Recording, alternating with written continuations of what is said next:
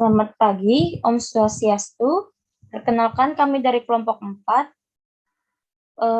Sebelumnya kami akan mempresentasikan tentang pengelolaan keuangan daerah. Sebelum itu, perkenalkan anggota kelompok kami. Saya Lydia Dumaria Sihombing dengan NIM 2017 05 12 21. Lalu ada Ketut Sartikawati dengan NIM 2017 05 12 31. Lalu ada Made Sri Junita Mawardi dengan NIM 2017 05 12 45. Materi pertama tentang perencanaan pembangunan daerah akan dijelaskan oleh saya sendiri. Berdasarkan Peraturan Menteri Dalam Negeri Republik Indonesia tahun 2017 nomor 86, perencanaan pembangunan daerah adalah suatu proses untuk menentukan kebijakan masa depan melalui urutan pilihan dengan melibatkan berbagai unsur pemangku kepentingan guna pemanfaatan dan pengalokasian sumber daya yang ada dalam jangka waktu tertentu di daerah. Perencanaan pembangunan adalah merupakan fungsi yang penting serta strategis. Karena dengan perencanaan kita akan melihat suatu daerah akan dibawa kemana, dengan tetap mempertimbangkan potensi serta sumber daya yang dimiliki oleh suatu daerah tersebut. Oleh karena itu, ukuran-ukuran yang menjadi perhatian dalam perencanaan pembangunan daerah adalah persentase kesenjangan pencapaian sasaran, rencana jangka menengah dengan realisasi tahunan, lalu ada persentase ketersediaan data statistik dalam mendukung perencanaan. Berdasarkan Undang-Undang Nomor 25 Tahun 2004 tentang Sistem Perencanaan Pembangunan Nasional, yaitu ada RPJPD dengan Rencana Pembangunan Jangka Panjang Daerah yang mengacu pada Rencana Pembangunan Jangka Panjang Nasional atau RPJPN, lalu ada RPJMD dengan Rencana Pembangunan Jangka Menengah Daerah merupakan penjabaran dari RPJPD. RPJPD merupakan penjabaran visi, misi, arah kebijakan, dan sasaran pokok pembangunan daerah jangka panjang untuk 20 tahun yang disusun berpedoman pada RPJPN dan RT/RW. Lalu RPJMD merupakan penjabaran visi misi program kepala daerah yang memuat tujuan, sasaran, strategi, serta kebijakan pembangunan daerah dan keuangan daerah, serta program perangkat daerah dan lintas perangkat daerah yang disertai dengan kerangka perdana bersifat indikatif untuk jangka waktu 5 tahun yang disusun berpedoman pada RPJPD, RT/RW, dan RPJMD. Lalu ada pengelolaan keuangan daerah. Pengelolaan keuangan daerah adalah keseluruhan kegiatan yang meliputi perencanaan, pelaksanaan, penatausahaan, pelaporan, pertanggungjawaban, dan pengawasan daerah. Kekuasaan pengelolaan keuangan daerah berdasarkan Peraturan Pemerintah Republik Indonesia Nomor 12 Tahun 2019 tentang pengelolaan keuangan daerah. Pada ayat 1 dijelaskan bahwa kepala daerah selaku pemegang kekuasaan pengelola keuangan daerah dan mewakili pemerintah daerah dalam kepemilikan kekayaan daerah yang dipisahkan.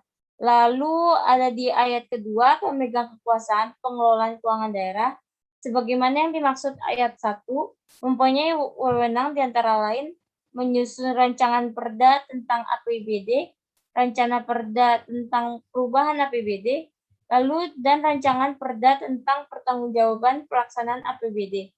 Lalu ada mengajukan rancangan perda tentang APBD dan rancangan perda tentang perubahan APBD dan rancangan perda tentang pertanggungjawaban APBD kepada DPRD untuk dibahas bersama. Lalu ada menetapkan perda tentang APBD, rencana perda tentang perubahan APBD, dan rancangan perda tentang pertanggungjawaban pelaksanaan APBD. Lalu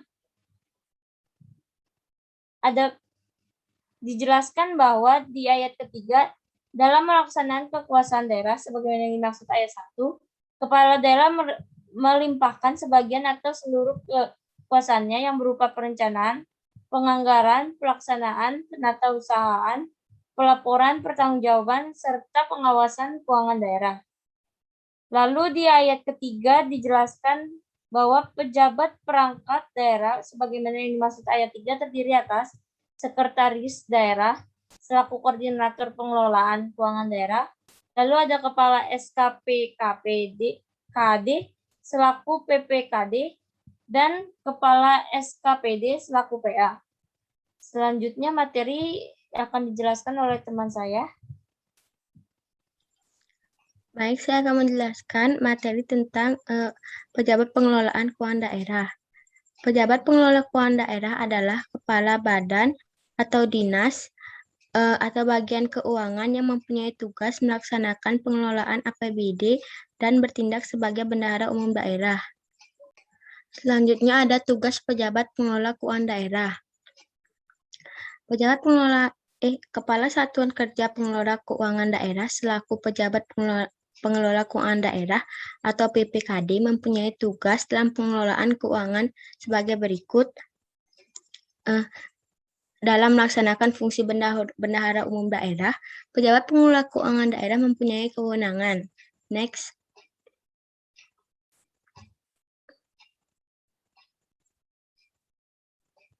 Yang pertama ada menyusun dan melaksanakan kebijakan pengelolaan keuangan daerah. Yang kedua menyusun rancangan peraturan daerah tentang anggaran pendapatan dan belanja daerah, rancangan peraturan daerah tentang perubahan anggaran pendapatan dan belanja daerah, dan rancangan peraturan daerah tentang pertanggungjawaban pelaksanaan anggaran, pendapatan, dan belanja daerah. Yang ketiga, melaksanakan pemungutan pendapatan daerah yang telah diatur dalam peraturan daerah. Yang keempat, melaksanakan fungsi bendahara umum daerah. Dan yang kelima, melaksanakan tugas lainnya sesuai dengan ketentuan peraturan perundang-undangan. Next. Selanjutnya ada fungsi pengelola keuangan daerah. Dalam melaksanakan fungsi bendahara umum daerah, pejabat pengelola keuangan daerah mempunyai kewenangan sebagai berikut. Yang pertama, menyusun kebijakan dan pedoman pelaksanaan anggaran pendapatan dan belanja daerah. Yang kedua, mengesahkan dokumen pelaksanaan anggaran satuan kerja perangkat daerah. Yang ketiga, melakukan pengendalian pelaksanaan anggaran pendapatan dan belanja daerah. Yang keempat, memberikan petunjuk teknis pelaksanaan sistem penerimaan dan pengeluaran pengeluaran kas umum daerah. Ini yang terakhir, melaksanakan pemungutan pajak daerah. Next. Peranan dan fungsi anggaran. Anggaran merupakan alat perencanaan manajemen untuk mencapai tujuan organisasi. Anggaran sektor publik dibuat untuk merencanakan tindakan apa yang akan dilakukan oleh pemerintah, berapa biaya yang dibutuhkan, dan berapa hasil yang diperoleh oleh belanja pemerintah tersebut. Fungsi anggaran yaitu next. Yang pertama, sebagai alat perencanaan. Anggaran merupakan alat perencanaan manajemen untuk mencapai tujuan organisasi. Anggaran sektor publik dibuat untuk merencanakan tindakan apa yang akan dilakukan oleh pemerintah, berapa biaya yang dibutuhkan, dan berapa hasil yang diperoleh dari belanja pemerintah tersebut. Yang kedua, sebagai alat pengendalian. Sebagai alat pengendalian, anggaran memberikan rencana detail atas pendapatan dan pengeluaran pemerintah agar pembelanjaan yang dilakukan dapat dipertanggungjawabkan kepada publik. Tanpa anggaran, pemerintah tidak akan mengendalikan pemborosan pengeluaran. Anggaran sektor publik dapat dibuat untuk mengendalikan eksekutif. Pengendalian anggaran sektor publik dapat dilakukan melalui 4 cara, yaitu membandingkan kinerja aktual dengan kinerja yang dianggarkan, menghitung selisih anggaran, menemukan penyebab yang dapat dikendalikan dan tidak dapat dikendalikan atas satu varian. Yang ketiga, sebagai alat kebijakan fiskal. Anggaran sebagai alat kebijakan fiskal pemerintah digunakan untuk menstabilkan ekonomi dan mendorong pertumbuhan ekonomi. Melalui anggaran publik tersebut dapat diketahui arah kebijakan fiskal pemerintah sehingga dapat dilakukan prediksi-prediksi dan estimasi ekonomi. Anggaran dapat digunakan untuk mendorong memfasilitasi dan mengkoordinasi kegiatan ekonomi masyarakat sehingga dapat mempercepat pertumbuhan ekonomi. Selanjutnya, anggaran sebagai alat politik. Anggaran digunakan untuk memutuskan prioritas-prioritas dan kebutuhan keuangan terhadap prioritas tersebut. Pada sektor publik, anggaran merupakan dokumen politik sebagai bentuk komitmen eksekutif dan kesepakatan legislatif atas penggunaan dana publik untuk kepentingan tertentu. Anggaran bukan sekadar masalah teknis, akan tetapi lebih merupakan alat politik. Oleh karena pembuatan anggaran memerlukan political skill, keahlian bernegosiasi, dan pemahaman tentang prinsip manajemen keuangan publik oleh para manajer publik. Next. Yang kelima, anggaran sebagai alat komunikasi dan koordinasi. Setiap unit kinerja pemerintah terlibat dalam proses penyusunan anggaran. Anggaran publik merupakan alat koordinasi antar bagian pemerintah. Anggaran publik yang disusun dengan baik akan mampu mendeteksi terjadinya inkonsistensi suatu unit kerja dalam pencapaian tujuan organisasi. Di samping itu juga, anggaran publik berfungsi sebagai alat komunikasi antar unit kerja dalam lingkungan eksekutif. Yang keenam, anggaran sebagai alat penilaian kinerja. Anggaran merupakan wujud komitmen dari eksekutif kepada legislatif. Kinerja eksekutif akan dinilai berdasarkan pencapaian target anggaran dan efisiensi pelaksanaan anggaran. Kinerja manajer publik dinilai berdasarkan beberapa yang berhasil ia capai dikaitkan dengan anggaran yang telah ditetapkan. Yang ketujuh, anggaran sebagai alat motivasi. Anggaran dapat digunakan sebagai alat motivasi manajer dan stafnya agar dapat bekerja secara ekonomis, efektif, dan efisien dalam mencapai target dan tujuan organisasi yang telah ditetapkan. Target anggaran hendaknya jangan terlalu tinggi sehingga dapat dipenuhi, namun juga jangan terlalu rendah sehingga terlalu mudah dicapai. Yang kedelapan, anggaran sebagai alat untuk menciptakan ruang publik. Anggaran publik tidak boleh diabaikan oleh kabinet, birokrat, dan DPR atau DPRD, masyarakat, LSM, perguruan tinggi, dan berbagai organisasi kemasyarakatan harus terlibat dalam proses penganggaran sektor publik. Kelompok masyarakat yang terorganisir akan mencoba mempengaruhi anggaran pemerintah untuk kepentingan mereka. Next. Selanjutnya ada prinsip-prinsip penganggaran. Yang pertama, demokratis. Demokratis mengandung makna bahwa anggaran negara di pemerintah pusat maupun pemerintah daerah, baik yang berkaitan dengan pendapatan maupun yang berkaitan dengan pengeluaran, harus ditetapkan melalui suatu proses yang mengikutsertakan sebanyak mungkin unsur masyarakat. Selain harus dibahas dan mendapatkan persetujuan dari lembaga perwakilan rakyat. Yang kedua, adil. Berarti bahwa anggaran negara haruslah diarahkan secara optimum bagi kepentingan orang banyak dan secara proporsional dialokasikan bagi semua kelompok dalam masyarakat sesuai dengan kebutuhannya. Yang ketiga, transparan, yaitu proses perencanaan pelaksanaan serta pertanggungjawaban anggaran negara harus diketahui tidak saja oleh wakil rakyat tetapi juga oleh masyarakat umum. Yang keempat, bermoral tinggi. Ini berarti pengelolaan keuangan negara harus berpegang kepada peraturan perundang-undangan yang berlaku dan juga senantiasa mengacu pada etika dan moral yang tinggi. Yang kelima, berhati-hati. Berarti pengelolaan anggaran negara harus dilakukan secara berhati-hati karena jumlah sumber daya yang terbatas dan mahal harganya. Hal ini semakin terasa penting jika dikaitkan dengan unsur hutang negara yang terakhir akuntabel, berarti bahwa pengelolaan keuangan negara haruslah dapat dipertanggungjawabkan setiap saat secara intern maupun ekstern kepada rakyat.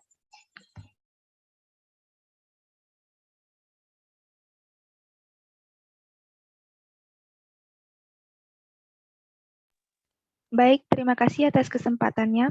Perkenalkan, nama saya Made Sri Junita Mawardi dengan NIM 2017051245. Di sini saya akan menjelaskan materi yang selanjutnya, yaitu mengenai sistematika APBN dan APBD. Yang pertama, anggaran pendapatan dan belanja atau disebut dengan APBN. Anggaran pendapatan dan belanja negara atau APBN adalah rencana keuangan tahunan pemerintahan negara Indonesia yang disetujui oleh Dewan Perwakilan Rakyat APBN ini berisi daftar sistematis dan terperinci yang memuat rencana penerimaan dan pengeluaran negara selama 1 tahun anggaran atau dari 1 Januari hingga 31 Desember. Next.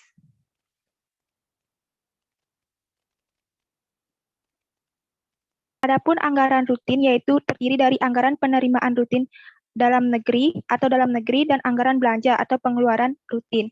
Next.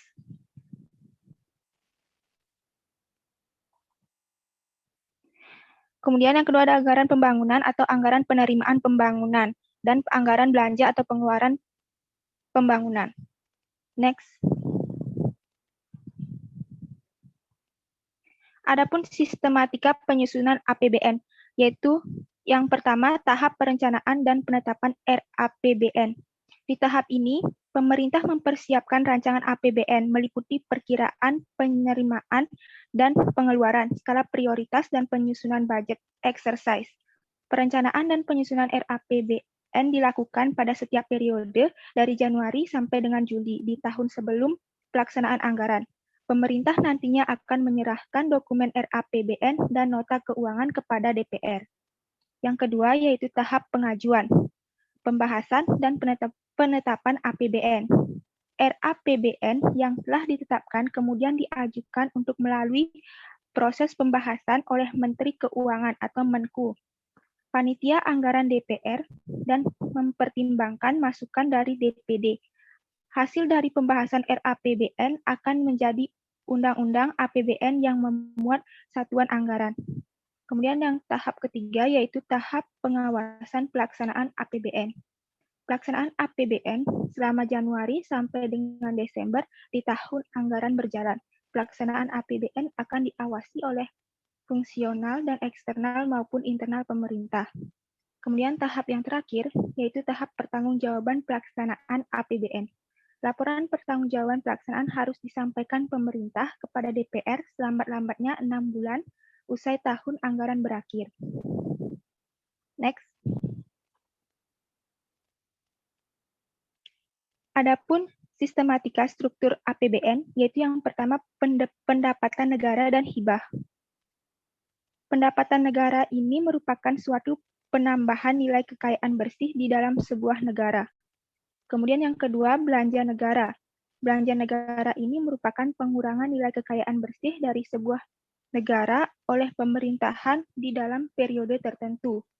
Kemudian yang ketiga, keseimbangan primer APBN. Keseimbangan primer ini merupakan jumlah pendapatan negara dikurangi belanja negara di luar pembayaran bunga utang. Kemudian yang keempat, surplus atau defisit anggaran APBN. Surplus anggaran ini merupakan keadaan yang mana pendapatan negara itu lebih besar daripada belanja negara. Kemudian yang terakhir yaitu pembiayaan APBN. Pembiayaan adalah setiap penerimaan yang wajib untuk dibayarkan kembali serta juga pengeluaran yang kemudian akan diterima kembali.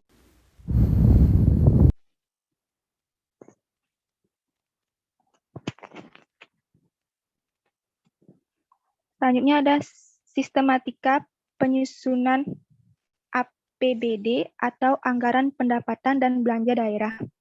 Anggaran Pendapatan dan Belanja Daerah atau APBD merupakan rencana keuangan tahunan pemerintah daerah yang dibahas dan disetujui bersama oleh pemerintahan daerah dan DPRD dan ditetapkan dengan peraturan daerah.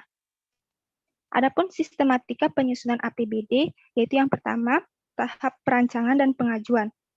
APBD dirancang dan diajukan oleh pemerintah daerah kepada DPRD dilengkapi dengan dokumen-dokumen pendukung. Kemudian yang kedua, tahap pembahasan dan persetujuan. Rancangan APBD atau RAPBD akan dibahas oleh pemerintah daerah dengan usulan dari DPRD. Selain itu, DPRD juga akan memutuskan untuk setuju atau tidak mengenai RAPBD tersebut. Kemudian yang ketiga, tahap pelaksanaan, di mana setelah APBD ditetapkan dengan peraturan daerah, ketentuan lebih detail soal pelaksanaannya lebih lanjut akan dituangkan melalui keputusan gubernur atau wali kota atau bupati. Kemudian tahap yang terakhir yaitu tahap pertanggungjawaban pelaksanaan APBN, di mana laporan pertanggungjawaban pelaksanaan APBD harus disampaikan oleh kepada daerah kepada DPRD. Kemudian next. Kemudian ada sistematika struktur APBD. Yang pertama, pendapatan daerah. Pendapatan daerah dirinci menurut urusan pemerintah daerah, organisasi, kelompok, jenis, objek, dan rincian objek pendapatan. Kemudian yang kedua ada belanja daerah. Dalam rangka memudahkan penilaian kewajaran biaya suatu program atau kegiatan, maka belanja terdiri dari dua kelompok, yaitu belanja tidak langsung dan belanja langsung. Kemudian yang ketiga yaitu surplus atau defisit, yaitu di mana selisih antara anggaran pendapatan daerah dengan anggaran belanja daerah mengakibatkan terjadinya surplus atau defisit APBD. Next.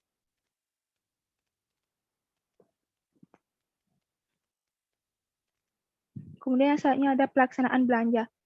Belanja di lingkungan akuntansi pemerintahan di Indonesia diartikan sebagai semua pengeluaran bendahara umum negara atau daerah yang mengurangi ekuitas dana lancar dalam periode tahun anggaran yang bersangkutan yang tidak akan diperoleh kembali pembayarannya oleh pemerintah. Di mana yang pertama ada klasifikasi pelaksanaan belanja. Berdasarkan PP 24 tahun 2005, belanja dapat diklasifikasikan menurut klasifikasi ekonomi atau jenis belanja, organisasi, dan fungsi. Klasifikasi ekonomi adalah pengelompokan belanja yang didasarkan pada jenis belanja untuk melaksanakan suatu aktivitas. Klasifikasi organisasi adalah klasifikasi berdasarkan unit organisasi pengguna anggaran. Kemudian terakhir, klasifikasi menurut fungsi adalah klasifikasi yang didasarkan pada fungsi-fungsi utama pemerintah pusat atau daerah dalam memberikan pelayanan kepada masyarakat. Kemudian ada pengakuan dan pengukuran belanja. Menurut akuntansi pemerintah di Indonesia yang menggunakan basis cash toward accrual, sebagaimana yang telah diatur dalam PP 24 tahun 2005, belanja diakui sebesar jumlah kas yang dikeluarkan dari rekening kas umum negara atau daerah. Nilai yang diakui meliputi nilai yang dibayarkan oleh pemerintah, bukan nilai yang seharusnya dibayarkan. Kemudian ada penyajian dan pengungkapan. Belanja dalam laporan realisasi anggaran dilaporkan setelah pendapatan. Dalam pendapatannya, belanja dikelompokkan menjadi belanja operasi, modal, dan tak terduga. Next.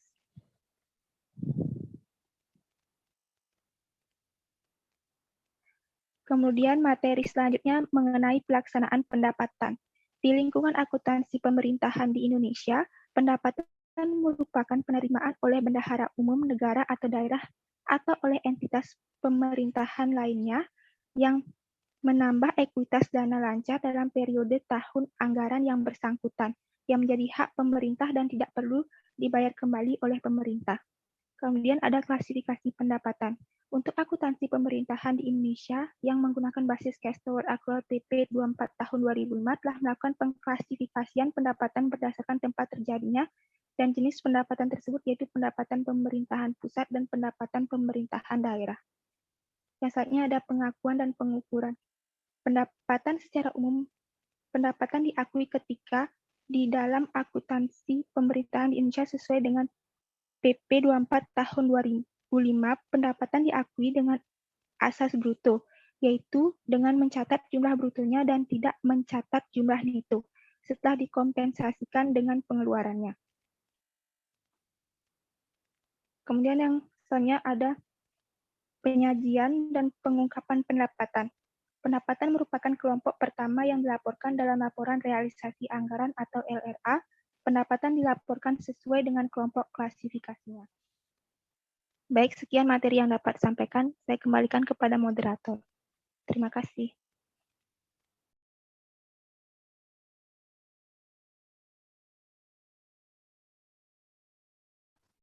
Baik, terima kasih atas waktunya.